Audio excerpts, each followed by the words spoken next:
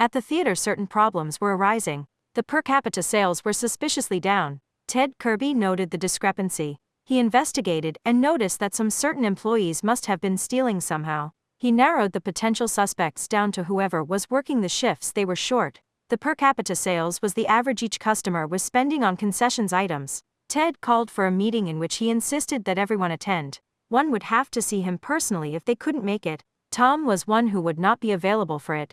When the meeting assembled, he called everyone into the auditorium. He began by stating that he was aware of the misbehaving going on. "I'm just gonna start by saying that I know about your reselling cups and pocketing the money. I know about your stealing courtesy cups. And all of this is enough to piss me off. So are the guilty parties gonna come forth, or not?" After a pause, nobody answered. "Then I guess I'll have to call you out. Joel and Steve. I know it's you guys. Goodbye. You are not to come by and visit any longer. And you can tell Tom not to come back either, since he took part in it too." The two guys there arose and just left the building. Ted caught his breath after they left and got choked up. "Sorry I had to get like that. I know those guys were your friends, but you realize that I have a job to do to maintain integrity. I don't want to have to worry about someone, when we collect for Will Rogers and those drives, taking from those donations and other things." Ted mentioned that sooner or later he would find out when there is stealing. He also mentioned that phone privileges would be temporarily suspended. Some of the staff later said they disagreed with WHT. Ted did, like Amy. Others, like Nora, understood his reasoning. This method of termination would be seen as barely legal or ethical in the long run. Ken, despite the shock, managed to complete his courses on top.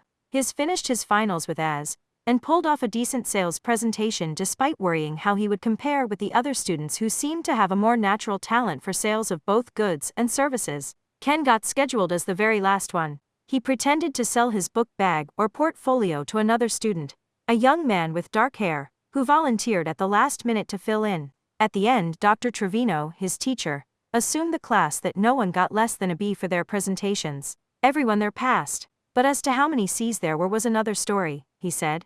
Ken was just glad to be done. He waited for a while for his final grades and everything. When they arrived, he was shocked to see A's in every one of his classes. This was the only time in his life he got straight A's as a full-time student. This was the proudest he had ever been of himself academically. His search for girl had to continue as Roseanne seemed to be always busy. He kept his ad going, and got a few more responses, from a girl named Lisa and another named Lauren. He got to talk to Lauren first and learned that she was originally from Michigan. She was 23, turning 24 in November. She described the situation of looking for guys as challenging, realizing it's not as easy as going up to a guy and asking, "Will you go out with me?" Ken could identify.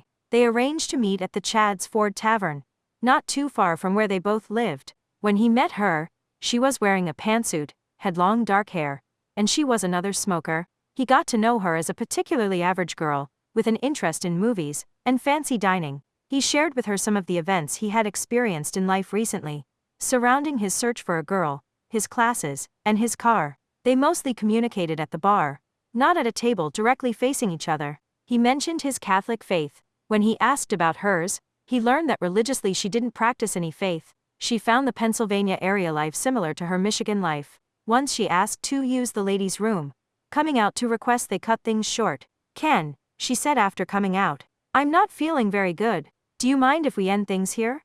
And I'll let you know if I want to get together again?" "That's fine," Ken said. With that they just said goodnight and headed out. He called her a few days later to ask if she wanted to get together again for a particular night. "No," she said. "Okay," Ken said. "Can I call you again?" "Actually," she said on the phone, "I don't think we should be going out." "All right," said Ken, after a long quiet pause. After that he hung up.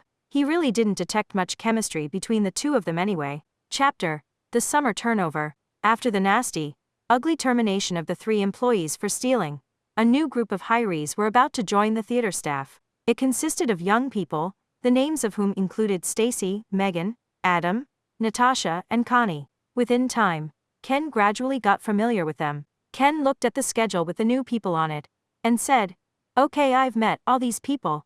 I still haven't met this Connie yet."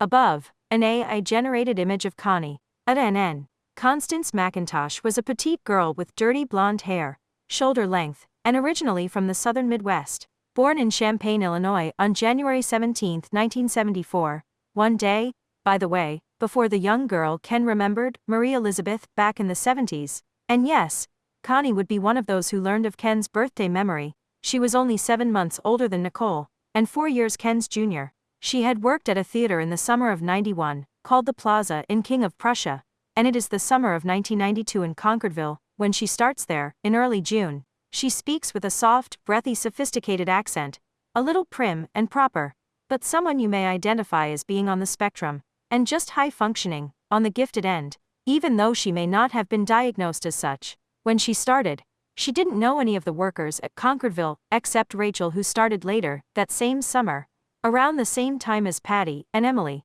She avoided associating with big groups of workers who gathered together and talked during downtime. She spent a lot of her break time sitting and reading, writing, or drawing art, or playing solitaire. However, she got along well with people on an individual basis and spoke as often as she could. She seemed like one of those cases of selective mutism.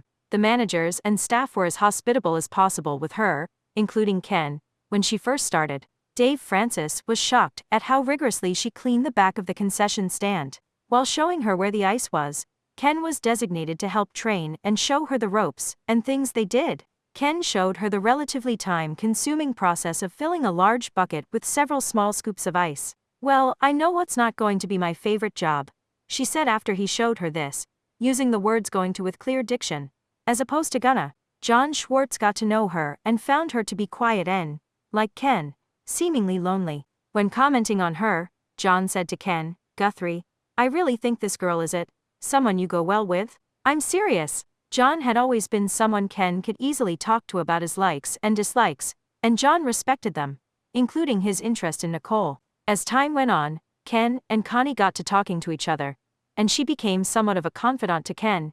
TJ was detecting chemistry, but Ken tried to downplay that. Connie may ask Ken what he was looking to do, and what his goals were in life besides working at the movies. "I guess I just first need to finish this degree at NCC Tech, figure out what to do with it, and hopefully, also, be a family man and a father." So your goal is to be a daddy?" she asked. "If I can," he answered. "That's good. Me, I don't know. I guess my goal is to be something more than someone people just want to pat on the head." Connie also said, "I'm sure you can be more." The movie theater was getting films which included Patriot Games, Sister Act, and Unlawful Entry.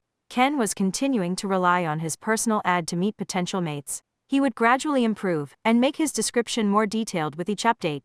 He got a response from a girl named Terry, a bank teller who was 21, living at home. He also enrolled in one college course which was economics too, to catch up with his requirements. He also got to meet a girl named Robin Getty, a blonde who was 18 years old, and from Conowingo, Maryland. They met at the same Pizza Hut. Previous dates met with Ken at this time during the daytime. She had a rather high voice and was attending community college. She also had diabetes, and would sometimes rely on insulin to get by at times. She agreed that Ken could call her again for a possible second date. She simply had to make sure she was off from her job at a local retail mom and pop business. He called her days later, and she was available to get together again for dinner and a movie. They met up again for a second date to have dinner at Cheek Eyes and see the movie Buffy the Vampire Slayer. She seemed to enjoy the movie, and she could converse about the events in her life. She told the story of a guy who was hounding her on the phone that she didn't know. She could be a badass and speak up for herself, cussing the guy out. Ken made sure he showed as much chivalry as possible by holding his car door open for her and letting her enter places first. The summer saw the theater hosting some activities for employees, including a softball game and a bowling outing. Ken served as the pitcher in a softball game against the Tri-County workers. He did pretty good, barely avoiding getting hit in the face by one hit, and almost missing a catch directly from the air. At one point, Pat Rowland from Tri-County suggested, "Ken, come